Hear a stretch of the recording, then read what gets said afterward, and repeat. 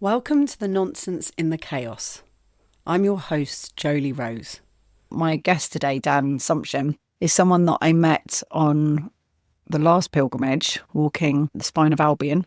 He met us along the route and he's been involved in lots of different things and he's done a lot of archetypal work. I discovered archetypal work through Jonathan Kay. And it's interesting because I've been working with Jonathan for 20 odd years now. I'd never heard anyone talking about it in the way that we work with it, like literally just through Jonathan. That was the only thing. Because the only other thing that existed was Carl Jung and Carl Jung's archetypes. And that's not what we were talking about. We were talking about what's your archetypal energy. His archetypes are a sort of stock set of characters, which is still what we're talking about. But ours is more, I guess, like personally refined and bespoke than that. So rather than there just being this stock set of characters that Carl Jung was using in a specific way, with the Fooling archetype, everything that ever has been and ever will be exists in the archetypal realm. So the second that someone designed and created a supermarket, the archetype of a supermarket existed. I always give this example. I'm going to try giving a different one just to not bore myself. The second that someone created the idea of a car, then that whole archetype of car then suddenly appeared in the archetypal realm. And so that's got Henry Ford and petrol and oil and penis extensions and drive-in shows, and all these things are attached to that archetype. They're all part of that archetype's lineage. Drive-through restaurants and going on a road trip and arguing with your family in the car. There are so many things that you could do a play about to do with that archetype. And when you're doing a Fooling performance, you get up from the audience, you jump onto the stage, and then you start talking to the audience, and someone might say something about a car, and you're like, here I am, and here's my car, and you describe it, and you get in it, and you start driving around. And then at some point you could, if you felt like it was asking you to, you could hit a touch paper, we call it, that sort of springs you back into the archetypal realm, and you're not just any old car. You're not just the car in the play. You then speak as and become car. You are the car. You're the archetype of car. And in that has all of these things, all of the things that I just described are all in there. And you speak to the audience as a car, as the car. And then you come back into the play as a car. And then you come back and talk to the audience about cars. And then you go back into the audience. And the question is, did the archetype of the car put the idea of the design into the head of Henry Ford, or did Henry Ford's designing of the car make the archetype of car exist? So which way round is it? And that's the whole relationship. And so when I work with people to help them find their archetype, and say with Jonathan Kay, I learned this world from Jonathan Kay. It's about learning what your flavour is. So if you're, as we are, characters into the play of life, wandering around the place, what is the atmosphere that you bring? Some people are very light and jokery and trickstery and funny. Other people are quite heavy. You know, you've got the different humours, which I know aren't a real thing, but they're still kind of personality types. So sanguine is very flighty, like a child, kind of jumping from one thing to another. And those people that are away with the fairies. And then you have phlegmatic, who's like the Friar Tuck, very big and heavy and likes their food. And it's quite hard to anger, but if you do anger them, they're really hot, they're very unforgiving. It's a lot to fluster them, but if you do fluster them, then that's that, really. Then you have melancholic, who are the very tall, thin, very Tim Burton-esque characters who they have secrets, and they'll have sort of secret supplies of chocolate hidden away, and they feel like no one understands them and are very poetic and, do their own little thing in their own little world. And then there's choleric, who are fiery, angry, stomping around the place, always furrow-browed, thinking too much. Their inner dialogues 10 to the dozen. And we're not necessarily just one of those. We can be a mixture. Like I'm a phlegmatic choleric, phlegmatic. And also we can change throughout our lives. I've definitely chilled out in terms of my clericness over the years. And so some people are very warrior energy. And what I do is I support people to find out what their atmosphere is, because then it's useful. This is work that we do with Jonathan. We do circle plays and we do these inner world plays. And the more you do them, the more you notice what your atmosphere is. And I do the work in a slightly different way. I don't do it in the same structure as he does it. But I found it so useful discovering what my archetype is in terms of giving myself permission. And that's the word. Permission is the key thing. Permission to be yourself.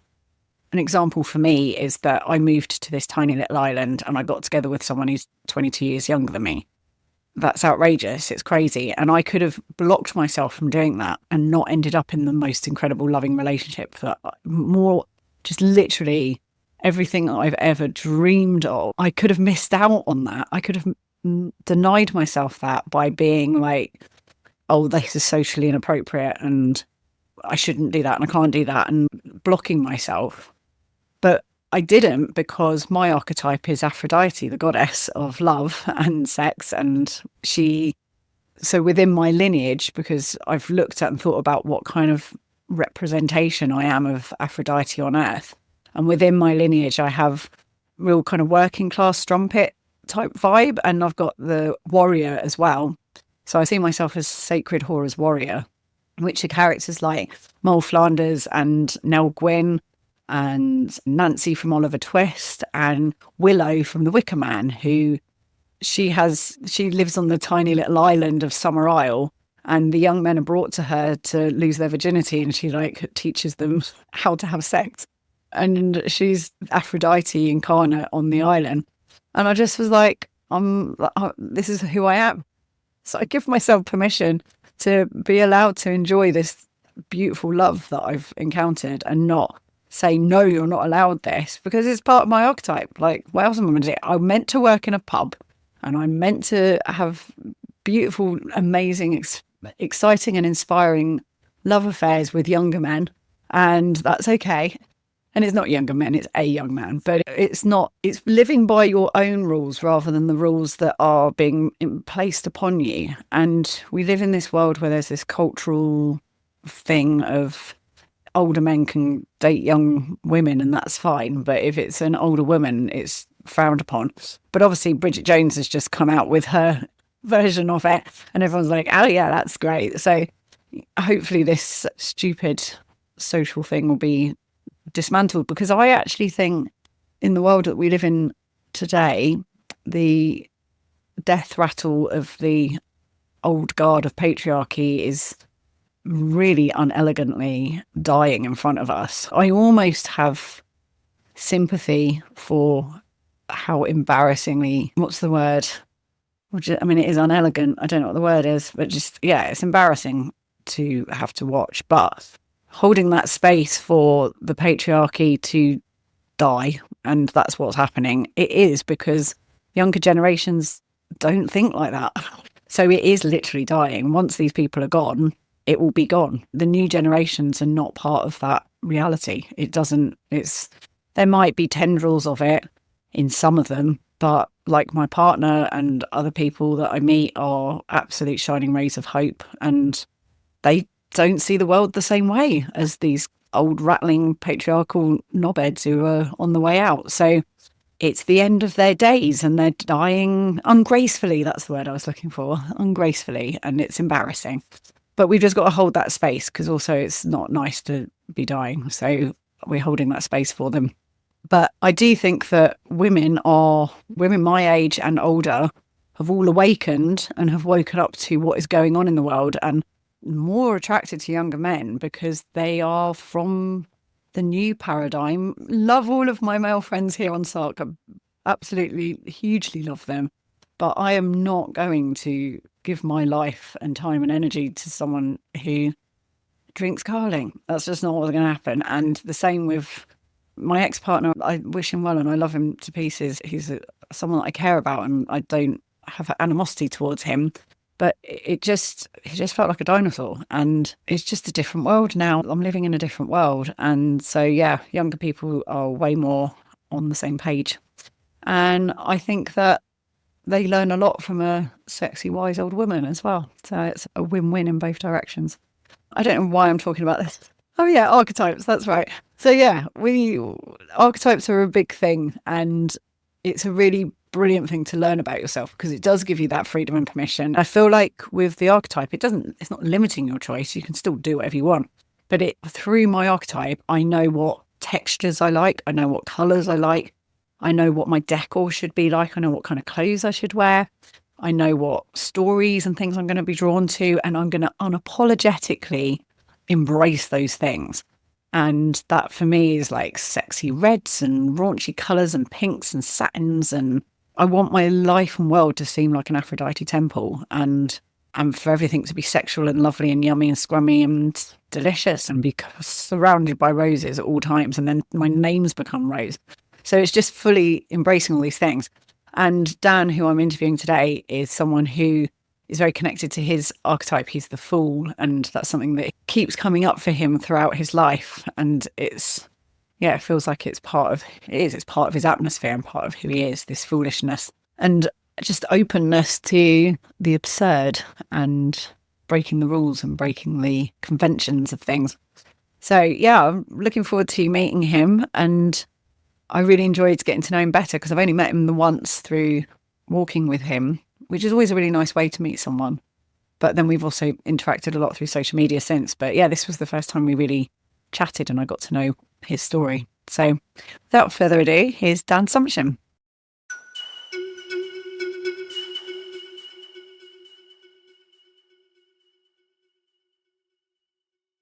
Welcome to the Nonsense in the Chaos, Dan. It's Dan Sumption, who is a friend of mine who came and met us on the tour, the last pilgrimage that we did along the spine of Albion. Did you meet us twice? No, I just met you in Penrith and then I walked with you to your campsite. Okay, and Penrith was the round table, is that right? That's right, Arthur's something or other. Is that because you live near there? Yeah, well, in as much as I live near anywhere, I'm only an hour's drive from Penrith, which is like really local where I am. Great. There's nothing there. And so whereabouts do you live? Tell me a bit about home situation. I live right in the middle of the North Pennines, which is, I didn't really know that this part of England existed until I moved here because it's not really near anywhere. Sort of halfway between Newcastle and Carlisle and down a little bit, or zooming in a bit halfway between Penrith and Bishop Auckland and Hexham and Barnard Castle. Very, very remote. I remember when we first walked up to COP26 and we got to Manchester, and I just remember being like, oh, we're nearly there. Then being like, oh, we've got another 2 weeks of walking. That reminds me, the friend once booked me to do a photography job in Glasgow. I was living in Sheffield at the time. He said, oh, you live in the north, don't you? Can you go and do this job in Glasgow for me? I went by train. It took me like 6 hours to get there or something. Actually, my favourite part of the country now. It's hard to say because I love everywhere. The West Country is gorgeous. I also love East Anglia, where I'm from. It's hard to say because it's such a beautiful land, but there is something incredibly magical about the borderlands that I do adore. You've got the Lake District, the Pennines, and the Eden Valley, and the Eden Valley is the bit that we walk through. Yeah, so I'm just coming to the east of the Eden Valley. In fact, we've just got a new dog, and she came from the Eden Valley. Came from a farm in the Eden Valley. A sheepdog who's not interested in sheep. She's looking at me now. She knows I'm talking about her. Are you off-grid? Is that right? Yes, we are totally off-grid. I sometimes listen to your podcasts and kind of relate to a lot of the stuff that you talk about. There was no internet whatsoever when we moved here. There's no mobile signal. BT quoted us £25,000 for a phone line and then said, but you're in luck because you live somewhere really remote. You can get a £4,000 grant towards it. That doesn't really help. So like you, I believe, we're now on Starlink, unfortunately having to pay Elon Musk every month for our internet access. But, I know, that only occurred to me the other day. I was like, oh no, I'm giving him money. That's not great. And in the middle of winter, because we're on sort of solar setup, we have to really be careful with our electricity. We've done a few improvements. It's a bit better this year, but last year we had about 3 weeks where we basically didn't have electricity. So that was quite hard going. Yeah, we regularly don't get electricity here. So it drops out every Wednesday. We don't get electricity. And I remember hearing about that like years ago about in Europe, them having electricity go off for a few hours a day and just thinking, God, that's so crazy. Sorry for them. I'm like, oh yeah. It's a reality and that happens all the time. You get used to it. Yeah, I mean, I quite like, there's a few hardships. I don't actually have to chop wood in the morning to make a cup of tea anymore. We have a gas stove, but having to think about things like that makes you appreciate stuff more. Yeah. When you're really knackered, it does get you, but it gives you more appreciation for how amazing modern life can be. Yeah, and also it makes you sort of slow down, think Yeah, about the production line of things. Like when we can't get cargo, our shop yeah, empties. And so we've all got cupboards full of stuff. I've got extra boxes of things up in the loft just in case purposes. yeah, And you have to just think a bit yeah. ahead and make sure your freezer's full and stuff like that. Yeah, we were snowed in for a week a couple of weeks ago, and that happens every winter. It used to be much worse. Everyone around us says, "Oh, you don't get winters anymore like you used to." Global warming quite noticeable around here, but yeah, I mean, we used to get snowed in for a month around here 10 years Yeah. ago. I guess you have But flooding no. now. Yeah, well, we're kind of right up on the moor, so our garden is kind of a bog at this time of year. And when it rains, it comes through very quickly. But yeah, there is a lot of water in the land. And when you say we, how many people are there? Two, me Oh, and it my is. wife Oh, Jill. that's lovely. Yeah, You get on well then. mostly. Yeah, because it's me and Dizzle here, but we're very much in a community. We can't move for people in a way. Yeah, I do miss seeing. I mean, Jill sees a lot of people because she does home care for the elderly. And our nearest neighbour is about a mile and a half away, so we are very remote. But she sees people in all the little villages around here. I don't have so many friends around here, but then what I tend to do is go off every 2 or 3 weeks to Sheffield or Liverpool or London and just gad about the country and see people. So what do you do with your time? You're writing books and what else do you get up to? I'm publishing mostly. I do, yeah, writing and publishing, but increasingly publishing other people's stuff. What do I do with my time? I've been trying to develop some kind of a routine for about 50 years now. When you came and met us on the pilgrimage, what was it that drew you to come and join us and talk about your experiences of pilgrimage? I was trying to figure out how I knew you in the first place. I was following you on Instagram. I don't know if how I found you or if you found me, or I know we had a few friends in common, but I saw you were doing this pilgrimage. I was writing an adaptation of a story about King Arthur at the time, and you were doing these kind of Arthurian mummers plays. So that made me think it'd be interesting to chat to you about.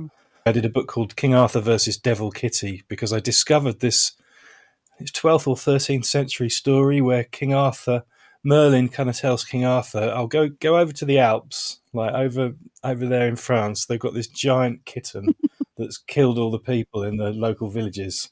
Why haven't I heard this story before?" So I wrote it as a kind of cod medieval poem, got an illustrator to do pictures, and made a picture book out of it.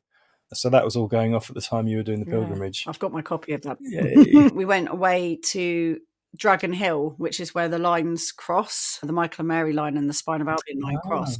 And our friends got a yoga retreat place there. And there was this beautiful apple tree in the garden that was apparently planted on top of a giant piece of rose quartz.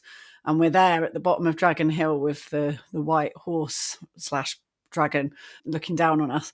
And we just let this play come through. It started with songs, actually. The songs came through and then we created it. It was based on the stories and mythology we had been hearing when we walked up to COP26. There was a lot of Arthurian stuff along that route. And we knew about the knights meant to be asleep under Audley Edge. We created the idea that King Arthur was there with his knights and that when the land was in need, they'd rise again to come to our aid. We felt like the land was in need. When we did that walk, we ended up with 2 monarchs and 3 prime ministers. We churned our way through leaders as we were doing that walk. It was really funny. Oh my God, that was that time, wasn't it? Yeah, I was up on a hill in, well, I was on Dinas Emrys, which is the hill where Merlin was taken as a boy. They were going to kill him and bury him to build a tower. He said, no, hang on, dig deeper. They dug deeper and unearthed 2 dragons, and he made his prophecy. I camped up there for a week and switched my phone on in the middle of the week for the first time in a couple of days. The Queen's died. That happened. Those were strange times. Very. And so talk about the pilgrimage that you went on, because you were on a very exciting and interesting journey. Yeah, I went on a pilgrimage led by Daisy Campbell, who I believe you know from Brighton, sort of amazing theatre maker, magical person. She did. It's really hard to find a way into this story because it's just so complex. But basically, she led a pilgrimage from Cerne Abbas in Dorset, which is the big chalk giant with the big hard-on, to Cerne in Geneva, which is the underground ring with the big hadron. She took 69 of us pilgrims there, and that was actually inside another pilgrimage. So me and some of the others started off in Liverpool before we went to Cerne Abbas, and then after Cerne we went on to Bollingen, which is where Carl Jung used to live. The reason for that outer pilgrimage was Carl Jung had a dream about Liverpool, which he said was his most important dream ever. In the 60s, a poet did some dowsing and found the location where he thought this dream took place. Anyway, a bunch of folks from Liverpool Arts Lab took a magnolia tree from Liverpool and planted it in Carl Jung's garden. Oh, wow. Yeah. And actually, the reason I was on Dinas Emrys when the Queen died, one of the other pilgrims, a guy called Eric Madden, who runs a place called Caerma Bon in North Wales, is the sort of self-appointed caretaker of Dinas Emrys. When we were in Carl Jung's garden, he recited to us Merlin's prophecy, and that was one of the most spine-tingling moments of my life. It was amazing. But yeah, what to say about the pilgrims? We went to Cerne. We immanentized the eschaton, which I can't begin to explain what that is. Like the framework of what Daisy's about, and that maybe illuminate a little bit as to what you're talking about. Well, Daisy's motto for the pilgrimage from the KLF was, if we knew why, we wouldn't be doing it. It was just a big magical working, but not with a specific end. We invented all sorts of reasons for doing it as we went along. It was a big jolly. And we also stopped off at the Temples of Humankind at Damanhur, which is in the Italian Alps, a place where since the 1970s, for the first 20 or so years in secret, the spiritual community have been digging temples under the Alps, and they have this huge temple complex. It's like the eighth wonder of the world. It was just an amazing time. And you have a baby, is that right? We do have a wooden baby. This became clear to Daisy and various others after the pilgrimage. If you take the seed of the biggest penis in Britain, the chalk giant at CERN, and bury it in the biggest hole in the universe, the Large Hadron Collider at CERN is the most dense amount of nothing in the known universe. Oh, wow. There's nothing in there. It's much more empty than outer space.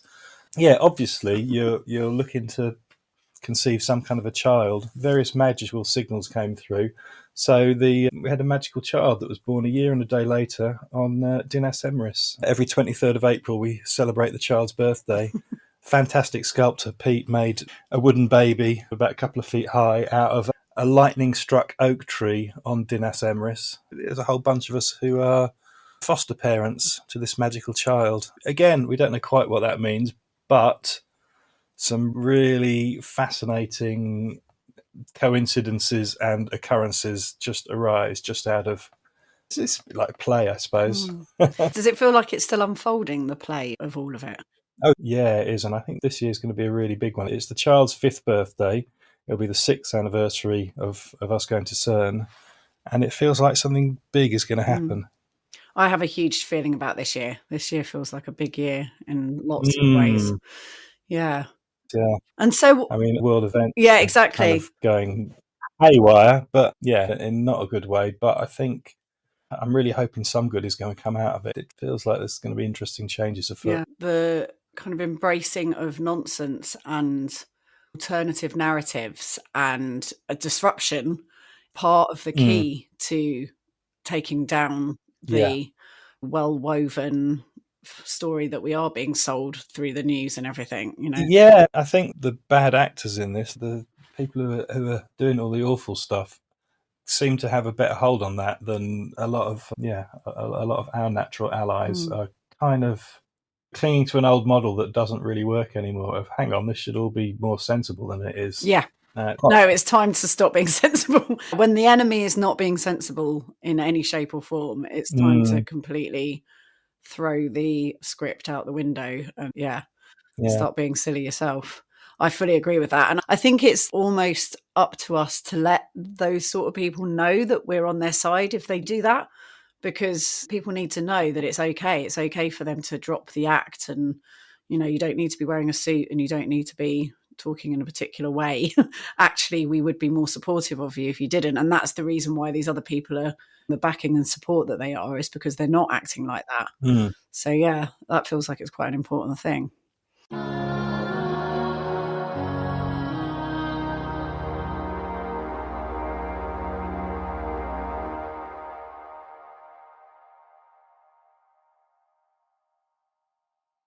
Excellent. Shall we pull a cards and see what the universe wants us to talk about with the Yes, chaos let's. lead a little bit? What does like chaos magic mean to you? Like, what's your take on it? Oh, I don't know.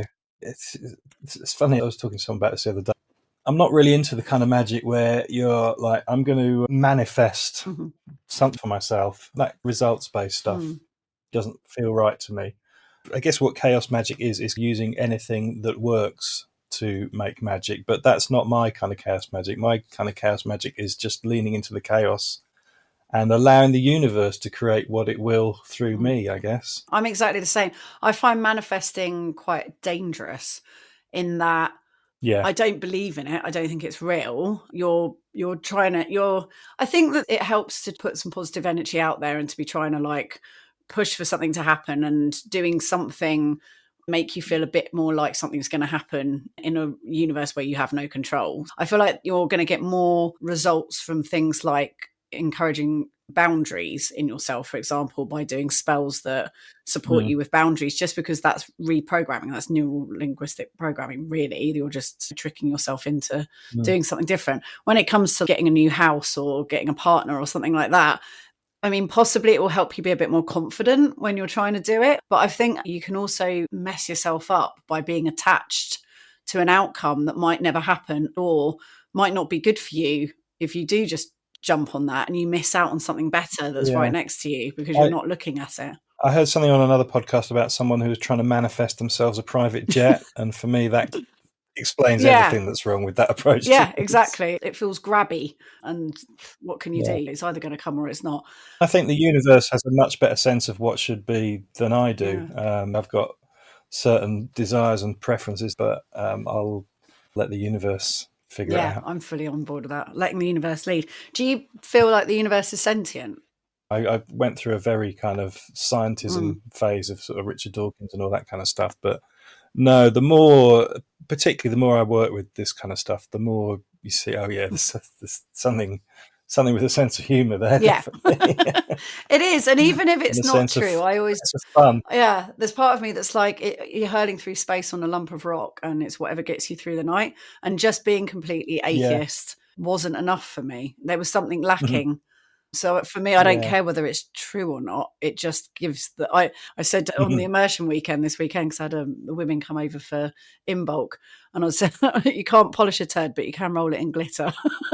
My friend Lee, who passed away, used to say that. That was his saying. And it feels like that. It's like, this is the art department. You know, I can do the science, but I want a bit more, I want more glitter on it. That reminded me of a thing Ken Campbell, Daisy's dad, used to do.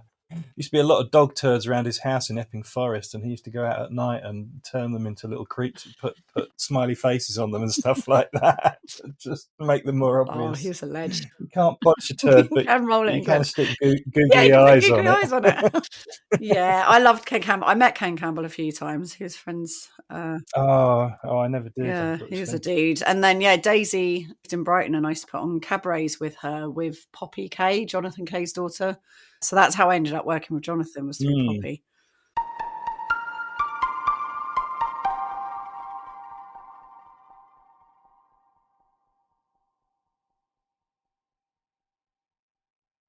Brilliant. So if I put I'll do this with my finger and you just say stop and I'll pull the card out. Stop. Okay. That one. Okay. Oh. What have you got? I have Valor. Valor. So this is wands. And it's the 7 of wands. I don't know if the number 7 means anything to you in particular. My phone number is mostly 7s, which I love. My grandma used to say 7 was like the lucky number. I used to have 2 lucky numbers when I was a kid, 2 and 7. So yeah, I like the number 7 a lot. Yeah. What does any connection to valor? It just made me think of that song, "He Who Would Valiant Be." Is it valor, valiant? Yes. Is that the same thing? It is. Is that to be a pilgrim? It is. Isn't it? There you go. Yeah. I love it when I was a kid because it talks about hobgoblins and foul fiends. When I was getting ready to go on the pilgrimage, that song was in my head a lot because I was like, to be a pilgrim. Yeah, I'm going to be a pilgrim. And pilgrimage has been much on my mind lately, actually. I really want to... I'd love to go on your autumn pilgrimage. Yeah. I'm definitely going to do a bit of walking around before then. The CERN pilgrimage, because we did it on a bus, which is fine, but it whetted my appetite for want to do a walking pilgrimage in September. I met a guy called Phil Smith, whose book I've just published. Phil Smith and Helen Billinghurst, who perform as Crab and Bee. I've just published their book Crab and Bee's Matter of Britain, which is radical retellings of British folk tales. Oh, cool. So yeah, it's great. I'm really pleased with it. And we're going to be doing a book tour in May and June, looking for places around the country to perform. But I met them in 2019 and I told them about the Cerne pilgrimage. And Phil said, I heard there's a ley line goes from Cerne Abbas to Tolapacorum, which is a little place in Dorset, where he'd done an artist residency. So I went home and looked on the map, and they're only about 2 miles apart. But I just drew a line through them. I Googled to try and find about this ley line, couldn't find anything, but I just drew a line on a map. And then I ended up walking it that September. So I started off near Golden Cap on the southern coast near Bridport, and I just walked kind of northeast up to Salisbury over about 4 or 5 days and had a fantastic time. Wow.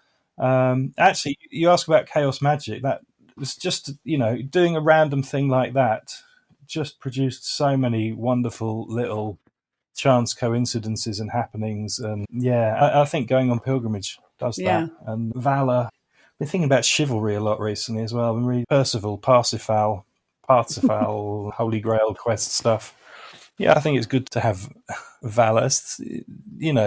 Idea of something above yourself. Yeah, I can't really express it in I think words, especially with what's going on in the world at the moment, this is kind of what I'm writing about in the articles that I do, because I write for the Guernsey Press. It's hilarious because I'm basically trying to incite revolution through the Guernsey Press, but they're just completely not noticing because it's astrology. So they're like, oh, bless her, little kind of mystic Meg.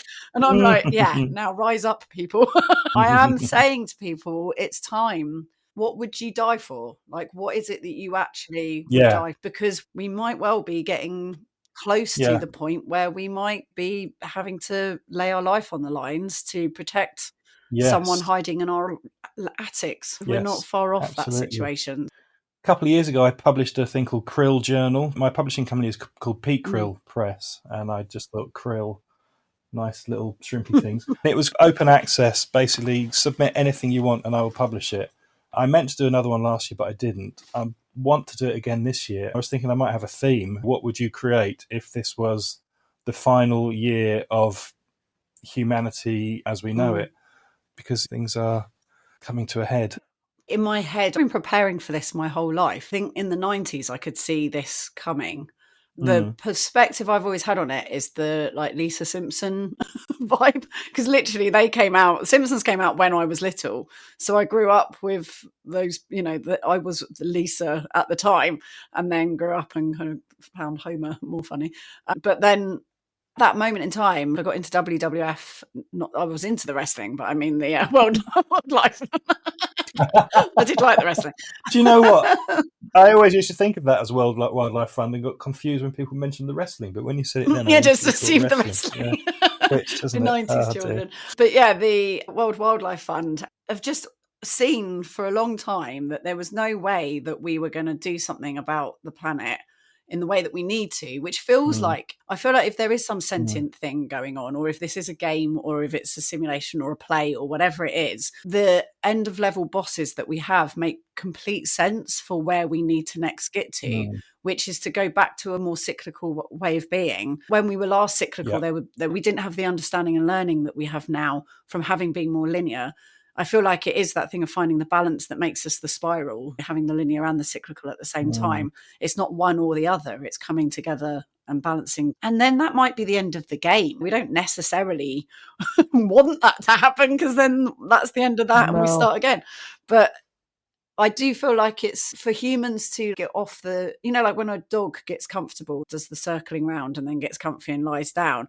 You can't get that dog to change everything and disrupt everything without chucking him off the pillow. I feel like that's kind of what happens with these situations with war and all that kind of thing.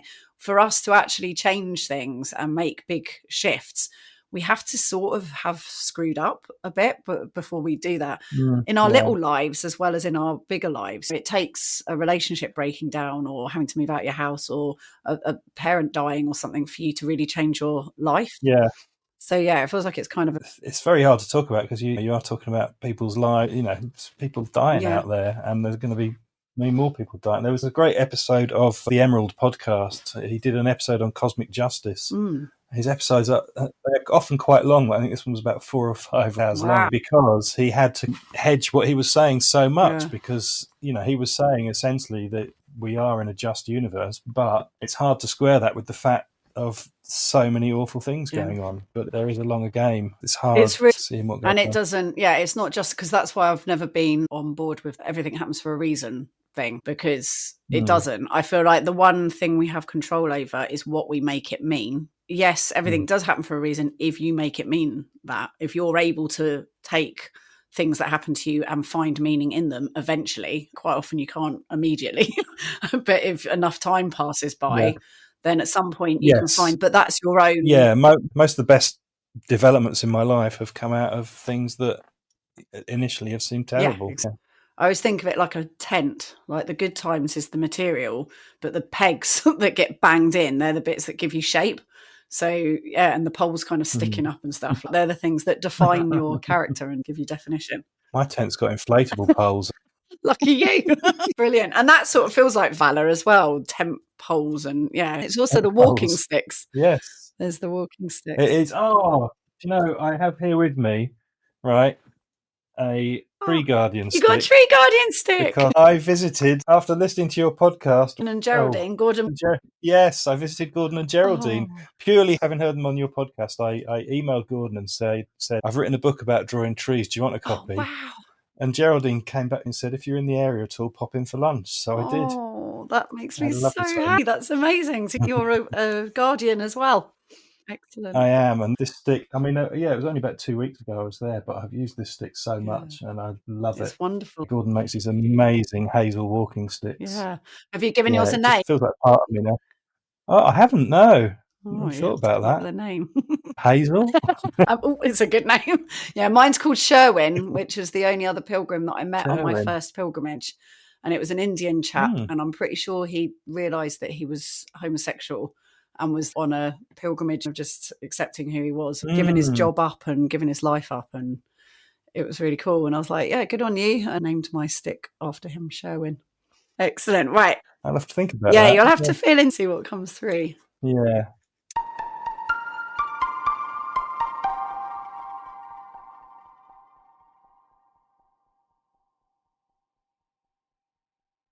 If you enjoy this podcast, then please consider supporting my Patreon, which is patreon.com/Jolie Rose. This is a generous, kind, beautiful thing that you can do to support an artist to create work that you enjoy. We sell things all the time through Etsy or eBay, or you go to an art market or go see a theatre show and you buy a ticket. And we're used to that exchange of creative offerings, and this is my creative offering. But in the world that we live in and the way that I want this to be received and available to people is to make it all as accessible as possible. And I do that with all of my work. Like I charge for some things, but I put out huge amounts of free stuff, my video blogs and the online ceremonies that I do, and just women's circles that I hold on the island. Like I do things all the time. And even the festival that I put on during the day is by donation for charity. In the evening it's ticketed to pay for the bands. And I just try and make things as accessible as possible because I'm a low earner and I like to invite everyone in. I just want everyone to be able to come. And so for this podcast, I want people to be able to get it for free and it be out there in the world. But I do also really gratefully appreciate any support that anyone can give me for the output that I'm doing. So if you do enjoy this podcast and it in some way enriches your life and you have the funds available to do, I think it's £3 a month and then £9 a month, I think, for the higher tier. And with the higher tier, you get the video of the podcast. So you see me flapping my arms around whilst I talk. Everyone who supports me, thank you so much. It really is so hugely appreciated. That's over at Patreon. I also have the festival, Beltane Festival, which is happening on the 3rd of May. And tickets are now on sale for that. So it's £35 for the evening tickets to come and see the bands. If you come during the day, then it's by donation. It's £5 suggested donation. That's going to the Professor Saint Fund, who cover our prescriptions for us on the island because we don't have the NHS here. So funds are going towards that this year. And we dance the maypole, we burn a wicker man, we have Morris dancing, we have brilliant entertainment. It's in a beautiful space. The bluebells are all out. The island is stunning. And we do a beautiful ceremony to welcome in the May and to celebrate how gorgeous the island is. And it's just beautiful. I absolutely adore it. Do come along if you're able to and you fancy a trip over to Sark and seeing her at her absolute finest. Then come along for the 3rd of May. Then the Which Fool Are You course starts at the end of May. I'll be opening the bookings for that and it's limited spaces, so you want to get in as quickly as you can. This is my offering of helping people to find their archetype. We go on a deep dive over a lunar cycle and you get workbooks each week working with the different moon phase. And I support you to find your archetype and to connect with them. And yeah, it's beautiful. I love doing it because I just see people come into their power, and I've seen people like fully change who they are from doing this work. And it's ongoing. So each year I do it still as well. And I keep finding new bits of myself and new relationships. It's mad because I only really fully considered and discovered the warrior last year, which is crazy because it's probably like one of the most obvious things about me. But it was really in my blind spot. And that's like what I was talking about last podcast about things being in your blind spot. The warrior was in my blind spot because it's the bit that I feel I have to be the most apologetic for, because it's the bit that's loud and brash and isn't how a woman's meant to behave. I've spent years repressing this part of myself, and then suddenly was like, oh yeah, I'm another fucking warrior. Of course I'm a warrior.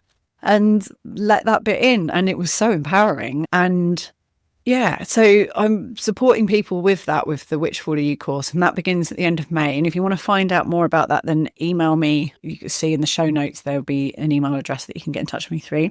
And then we also have the Kooky Club, which is on Thursday, 27th of March. This one's going to be really good. It's going to be a mega Kooky Club. So do come along. That's in Guernsey if you live locally and are able to do that. I hope to see you there. All right, on with the show.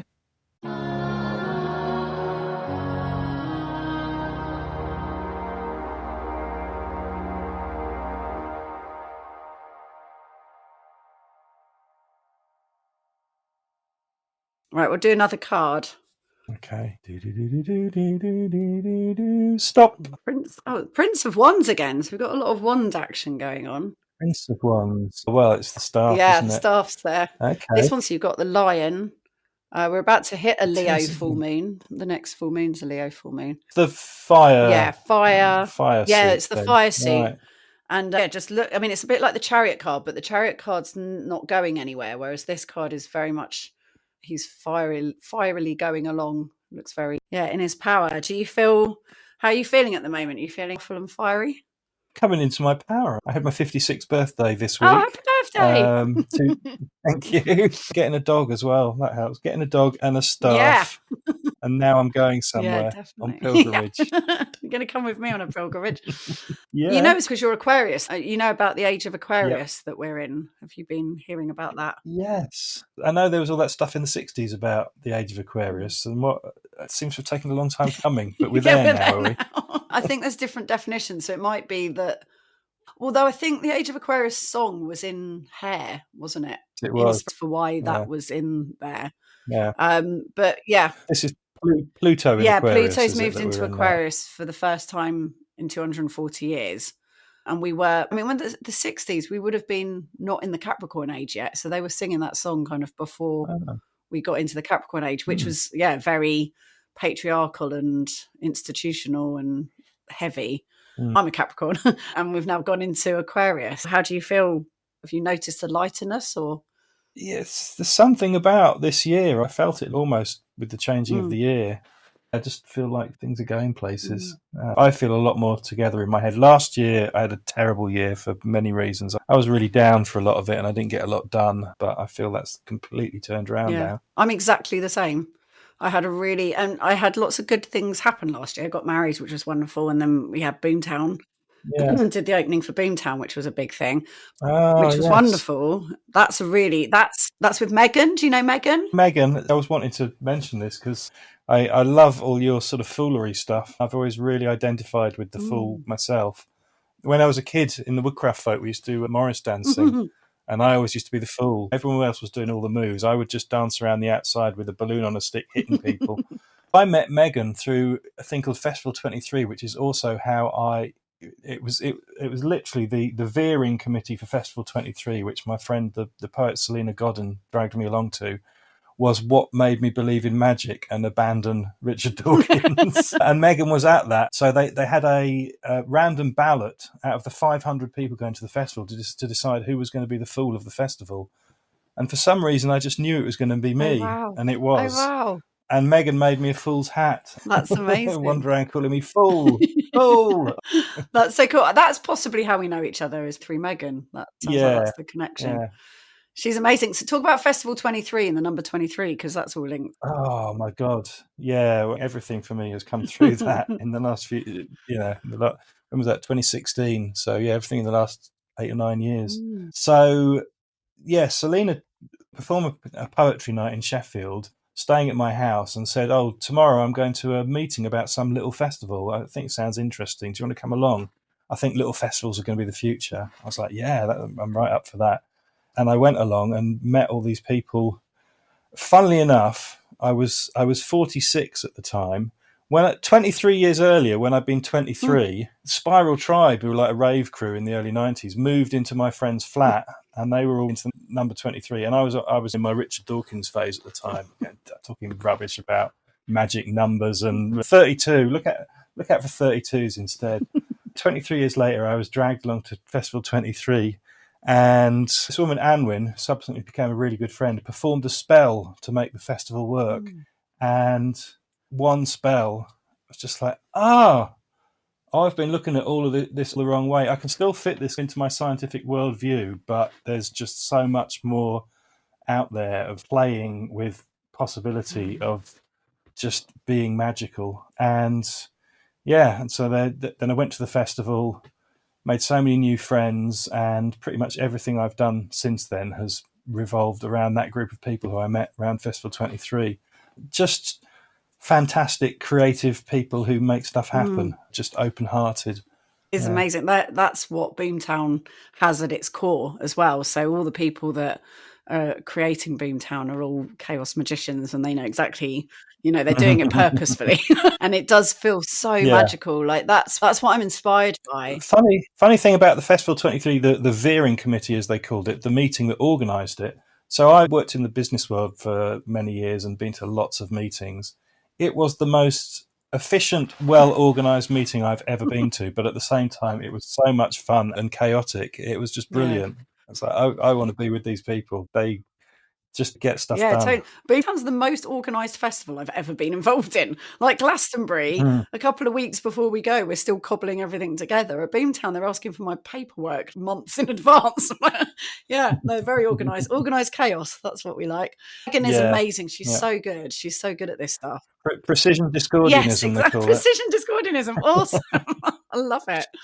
And that's what it feels like with this card. Like, it's interesting what you said about it being 2016. So the last time we've got a 9 year this year in numerology. So 2 add 5 is 9. That's the year of mastery. And the last time we had a 9 year was 2016, when all our masters died, when Bowie died and Prince and Lemmy and all the people died. And already we've lost Marianne Faithfull this year. Like, chance that we're going to lose a lot of our... My friend Chris Barker, I published quite a few things by a guy called Chris Barker, who's amazing. He does brilliant memes and stuff. I've published a thing called Death Star Express, which was like Daily Express covers from the Star Wars universe, all about Dishy Darth. Every year he does a tribute to dead celebrities in the style of the Sgt. Pepper album cover. And the first one he ever did was 2016 because there were so many of them. And he put Lemmy on the front, and it turns out Lemmy died at the end of 2015. Yes. Lemmy was the one who opened the floodgates. He was just like, get in there in advance. Yeah, exactly. It was just first. So that was also the start of things for me that year. So up until that point, I'd gone through a really difficult phase of IVF and all that kind of stuff. And then 2016 was the year where I stopped being a student. I was like, I'm an artist in my own right. My creative career began then. Also, Venus is about to go retrograde, and that's an 8 year cycle within the same sign. So that's to do with creativity and talent. that's harking back to 2017. So like the things that kicked off in 2016, 17, there's some kind of repetition happening this year. And then also all of the slow moving planets like Pluto, Neptune and Uranus have all swapped signs. You're the astronomy guy I know. here. It's like whatever the outest three planet. I always get confused which are the last out of three planets, but they're Uranus, all moving. Neptune. Yeah, Uranus, Neptune, and Eris. Pluto. But Pluto, oh my god, yeah, Eris. Like, I don't know what Eris is up to. Eris is Need to find out what Eris is up to. But yeah, they're all. If you're talking about Pluto, you've got to talk about Eris, because aren't they about the same size? Yeah, about the same size. God. I love Eris. So I interviewed. Do you know Joanne Tremarco? I met her. She was on the pilgrimage. That's right, because that's her archetype. She's Eris, the goddess of discord. Like, if there's a big red button, she'll always press it. But it causes so much creativity. It's like a forest fire, and then new things grow. But she's amazing at doing that. I love you talk a bit about astronomy, because you do some guide stuff or something. But I've like you, I live in a dark skies area, and I've been familiarising myself with the constellations recently. I just feel so much more in touch with the universe. I don't really know the movements of the planets. Yeah. Although I heard that last week, were they all kind of in alignment? Yeah, they were all in alignment. Like made everyone in the pub go absolutely mental. Literally, we had to like throw out 3 people from the pub. It was crazy. Weirdly, I was on a weekend doing a thing called constellations, which is a kind of healing practice. Yes. And we were doing constellations at the moment when all the planets were in alignment. That must have been powerful. Quite fun. I don't know. I'm not very good at feeling stuff like that. I don't really know what went on, but I felt like I was there to enable stuff. I got pulled into everyone's constellation. Wow. Normally you have about 5 people forming the constellations and everyone else is holding the space. I was in all of the constellations, so I didn't really get to sit back and feel what was going on. I was just making it. I didn't really know why I was there. I just saw it advertised and felt a need to be there. Yeah, it feels like you hold a foolish archetype. And so you're being pulled into these different spaces because the fool always needs to be present. I just pulled the fool doing a reading just now. I got a reading and the reading was telling me what I already know, which is me pulling my hair out at the moment with money and stuff, just being like, I have nothing. And then I pulled the last card and it was the fool. And I was like, oh yeah. I really relate to the thought. I was talking about opportunities coming through bad stuff. I did a talk about 10 years ago at Pecha Kucha night about how my career has basically been a series of throwing myself off cliffs. Like, I can't bear to do this anymore, so I'm just going to go off and do something random and see what happens. And somehow I always kind of get caught. You know, it's always worked out for me. I really do relate to that. It's the one thing that I do feel sort of the sentient trust thing with, is that it just to let go, not trying to guide it and push it, just to let it lead. And when you do, the things that happen are so much more inventive and exciting than anything you'd come up with when you're trying to force things. Exactly, yeah. And that's what I was saying about the astrology. When I was more scientific, I knew a lot less about how the planets worked until I then went, do you know what? I'm interested in astrology. It doesn't matter whether it's real or not. I'm interested in the stories of it. And then started following it, and now can be an astro guide because I understand what the planets and stars are doing. And now I feel like I know so much more about science because I've accepted the art department side of things. And that's the bit that... when you've got a story behind it, you can really understand it. That's the bit that makes my memory stick.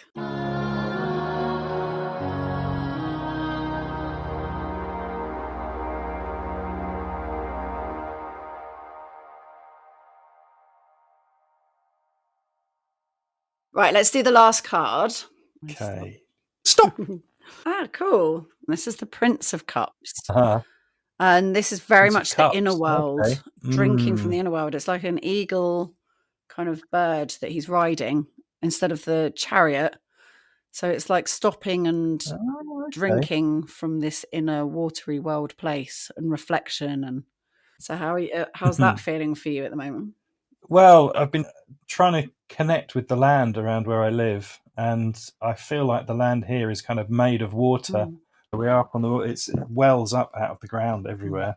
And I actually, for Imolc, I found on a 125-year-old map, I noticed there was a spring marked, which isn't on modern maps. And so I went to the spot and I saw a patch of damp ground. I started poking around with my tree guardian stick, and I found this spring. The stick went down sort of 6 foot into the ground and water started spouting up. I don't know how that relates to the card. You found a spring. But yeah, I think I've mentioned I don't really notice a lot what's going on in myself. My wife often tells me how I'm feeling Mm. before I know it myself. But I am making an effort to try and go inside myself more, get out of my head Mm. and into my Mm. body and connect with that sort of watery side more. And I relate that to working with the land and particularly what's beneath the Mm. land, which, the aquifers and the bubbling waters. Yeah. That's how I see that. And talk about your relationship to the land and what land means to you. Well, I mean, I've always kind of loved the countryside, but living here in particular, it is so remote. It's very bleak compared to what I'm used to, but it's also a very industrial landscape because it's been within a mile of our house. There's probably about 20 or 30 abandoned lead Mm. mines, iron mines, and fluorite mines. The land everywhere is beautiful, but not many trees because they've all been chopped down for smelting or pit props. And all of these lumpy bits, which I've always loved, and it wasn't for years that I realised that's the spoil heaps from mining and Mm. quarrying that have all been grown over. But also, the moor that we live on is what's known as a Hewitt, which is a hill over 2,000 feet. There's some website where people go to tick off which ones they've done. And its description of our moor is Midlet Moor is a desolate moorland and a featureless hill, even by North Pennine standards. Rating 1.7 out of 5 stars, which I love because it means no one's going to bother coming here unless they just want to tick it off, or it's me, or it's the farmer who's got his cattle and his sheep up there. So I've got this huge landscape to myself. And actually, it's not featureless. Mm. Like anything, the closer you look, the more you find. It's very slow working. I'm just like wandering around and around. And now that I have a dog to force me to leave the house in the morning, I'm doing a lot more of it. But yeah, I just want to get to know every inch of this featureless barren moor, and hopefully one day it'll start talking to me. The land connection feels like it's the most healing thing there is. Mm. I'm 100% a fan of connecting to that, deepening a relationship with it. And I feel like some of the things that you're talking about with not knowing what's going on in your inner world, I'm not the most connected to my inner world person. Like, I feel like there are a lot more sensitive Mm. people out there. And the way I've always connected to my inner world was through the outer world. So I treat the outer world as a sign language for my inner world. So Right. how treat me, the fact, like, say for you, for example, you being in all the constellations and then you getting given the fool Mm. repeatedly, like that to me is very clear outer world sign language. Yeah, I'm always trusting what the world is telling me and what it's reflecting back to me. And when we do the pilgrimages, like I'm with people who can feel the shape of the lines, or, they have all these sensitivities that I don't not believe. I think that's their reality and that's their experience of it. But for me, it's much more to do with the synchronicities and just what what Yeah, weather's spot on. doing. I just read the signs and Exactly. make meaning out of them. Yeah, I mean, today, since opening this spring, the land has become more meaningful. And then today, I found a load of cattle bones from a dead cow that I had seen a couple of years ago, and then it had disappeared. And I'd been wondering where these bones were. And today they suddenly Oh, appeared. wow. And I was laying them out on the hillside. And then these two ravens, which I saw a year ago and I'd been hoping would crop up again, they started circling around me, croaking. And Wow. suddenly it's like, oh, yeah, everything's starting to Yes, speak. that's so cool. The So cool. Are outside you going signs. to build something around the spring? Are you going to build a spring thing? Yeah, I think I'll make a little sort of just sort of put some stones, dig it in a bit and line it with Yeah, stones. I've planted, I don't know if they will take, some little willow withies around it. amazing. They'll probably be eaten by the sheep or the cattle, but I'm also planting quite a few alders up along the spring. The livestock don't seem to like eating them so much, and Okay. they love the water. It's so denuded of trees here, and I am now a tree guardian. Yes. So I'm bringing trees back to the I area. love that's so cool. I'm really excited to walk with you. We'll be doing some Mm, mumming. yeah, totally. So we're walking in the direction of the Holy Land, and it was pointed out by a woman who's going to come be a documentary maker with us Yeah. that the Archangel Michael, because he's the top angel in heaven, is the Yeah. angel of the Holy Land. So he's the angel of Jerusalem. And Oh, so when we walk, we're walking with that energy in the direction of the Holy Lands, and we're doing the play of. like Cornwall to Norfolk, is that not the route that Yeah, we're you're going doing Cornwall this to year? Norfolk. We're walking towards the east rather than walking the opposite way Oh, to the west, okay, towards the yeah. east. Because then there's lent me a book the other day about the other Michael line. Michael and Apollo Yes. line, which actually does Goes go all the way to too. I would love to do River. that route. Yeah. And like that would be a 9-month walk if we did it all in one go. Yeah. I have looked at that. I was like, oh, that would be amazing. So no, it's more that we're just sort of Yeah. facing east when we're walking. We're going to be performing the George and the Dragon play, which is the play of the Saracen Knight. So it's the story of the Holy Wars. Yeah. And to dismantle it a little yeah. bit and explore as we walk, talk to people about peace and war, Yeah. because possibly World War III has begun, to talk about how we feel about what's going on in the world and capture some of that and listen to the land. It's such important work. Yeah, I'm really excited.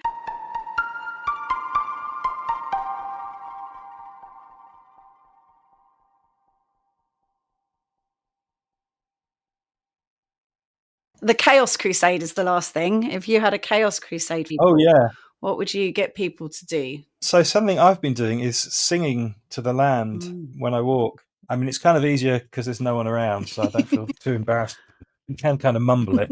That can take any kind of form, really. But like today, I was trying to sing my footsteps. I started doing this about 6 or 7 years ago. I was walking across the moors and I could see a load of sheep in the distance. For some reason, I didn't want there to be that thing where you're walking up to sheep and then you get close and suddenly they spot you and they all go running. So I thought, what shall I do? I thought, well, I'll pretend I'm a bear that's just had its dinner. I'm not a bear that wants to eat sheep. I'm a happy, satiated bear. So I just started bumbling along. And it kind of worked. These sheep looked up and they didn't all go running off. So I just started singing to livestock whenever I'm out and about. And then I thought, I'll sing to the land and sing to the water. So, yeah, sometimes I sing songs, but mostly it's just a never-ending melody that evolves as I'm walking along. Do you know what a yoik is? It's the Sami tribes, the northern European. I think you mentioned it on a podcast. Was it the one with Daisy? Oh yeah, talk about it with Daisy. Yeah, because her sounds. Yeah, her music really reminds me of yoiks. Yeah, you should look them up. They're singing the land. And I really love that because it's just letting something come through. So it's just letting whatever through. It relates to the song lines as well, I guess. Absolutely. Doesn't it? Yeah, these things. Which I've actually been rereading the Bruce Chapman, but I read it about 30 years ago. I think you said that influenced you a lot as well. And I love the bits about kind of prehistory and how we evolved, the bits from his notebooks. I've just written a little poetry collection, and some of it is inspired by that and by the idea of the Tower of Babel. But songlines, singing the land. Yeah. It's just it is so rich, and it breaks my heart for people to not be connected to it. It does feel like that's the way for us to navigate. Well, this is the end of level boss. The end of level boss is stop looking at the play that's being performed at you. That's just a great big distraction that is just to make the money. It's a soap opera to make you feel like you're not good enough so that you buy stuff to line their pockets, and just turn around and look at the desolate, barren field that you live next to and go, oh, hang on a minute. Everything's here. These songs are here. The land is talking to me. All this stuff is here. And I'm perfect, whole and complete, and nothing's wanting. Yeah, I despair at the moment. When I go on social media, which I do more than I ought to, but then I kind of need to promote the publishing stuff to an extent. Almost everything I see is kind of complaining about bad people, which I totally get, but I don't think that energy... Funny enough, I was listening to an old recording of my grandparents' religious guru today, and he said something about when you hate someone, that hatred grows back within you as well. And obviously there's a need to get the news out about bad stuff that's happening. But I don't think just saying, oh, isn't someone an awful person? Have you seen what they've done now? Oh, God, they're terrible. I think that just builds a negative energy within you. Yes, be aware of that, but don't just talk about that. Find the good. Find what you can do, or put that to one side. Yeah. I think it's very much about being present with what's in front of you. It's the physical land that you're in and the community that you're part of and the loved ones that you're living with and yourself. And that's the stuff to deal with. And, find, because there'll be someone in your community that drives you mad, that you think is awful or whatever it is. And if you can meet that person and connect with them and find ways of working with each other, which here I'm forced to, you know, because like I'm in the government with people that I Yeah. would Yeah. never normally meet, absolute polar opposite sides of the fence to. And yet we're working together because we all care about the island. And it's like a little microcosm for the world because we all care about, well, we all want to live on this planet. No matter how awful you are, you still want to be able to live on this planet and for your loved ones to exist. Yeah. And so how do we work out how to do this together, even if we are completely polar opposite? If you can do that with the people in your community directly around you, then that permeates out into everybody else. I always feel like you can only deal with the pixel that is your pixel in the bigger picture. But if enough of us change our pixels, Yeah. then eventually the overall picture will change. Yeah. I think sometimes when we stare at the big picture too much, it's just debilitating. And we feel like the only thing we can do is moan about people 1,000 miles Yeah. away. It's not stopping them, No. but it's also damaging you by just focusing on that all the Yeah. time. Definitely makes you feel powerless. And I think it stops you from feeling the bravery that I feel like this card and the Valor card, the nice cards actually, I'll Valor. put them up together because it is that courage to fully go for it in yourself. You've got all this fire and Yeah. drive and walking sticks and then this inner world. So yeah, that feels that's wonderful. I feel like I could talk to you forever, Dan, and I'm looking forward to having 7 weeks of talking. There's a million and one things that I wanted. Yeah, I want to talk about Sark. I want to come meet you in Disney. Oh yeah, please come to Beltane, the festival on Saturday the 3rd of May. Yeah. I am actually going to be in the south at that time because I'm doing a book tour around Somerset, Devon and Cornwall, I think 8th, 9th, 10th of May. Okay, well you can fly And I got from my uncle. Exeter. I don't do flying though. You can get a ferry from Portsmouth or Poole. I'll look into it. Tempting you. I do like doing mad things. Yeah, exactly. It's not that far. When the universe tells me to. Yeah, I've never been to the Channel Islands. Yeah.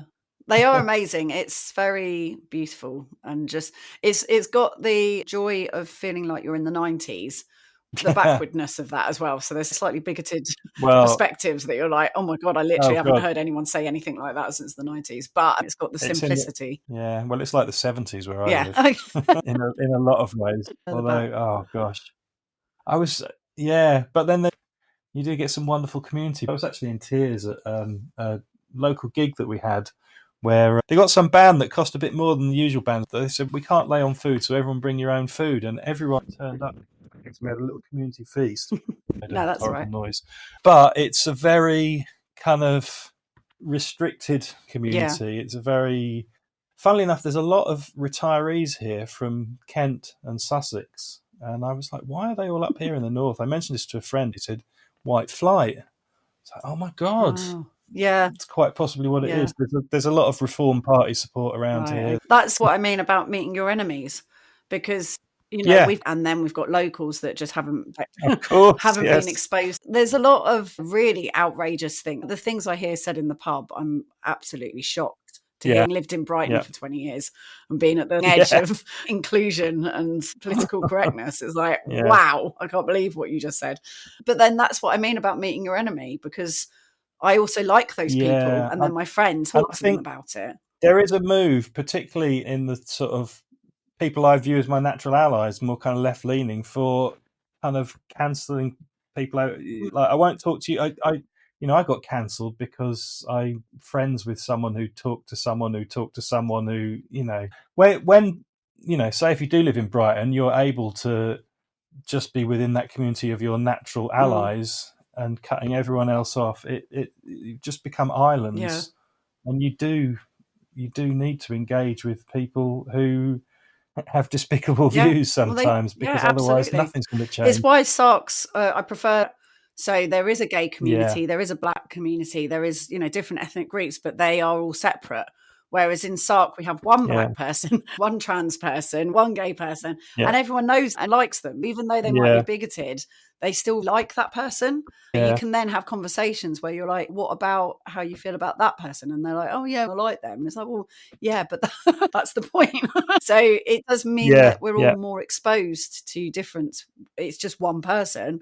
But amongst 500, that's actually quite a high percentage. Little by little, we can make a difference. Little by little. Yeah.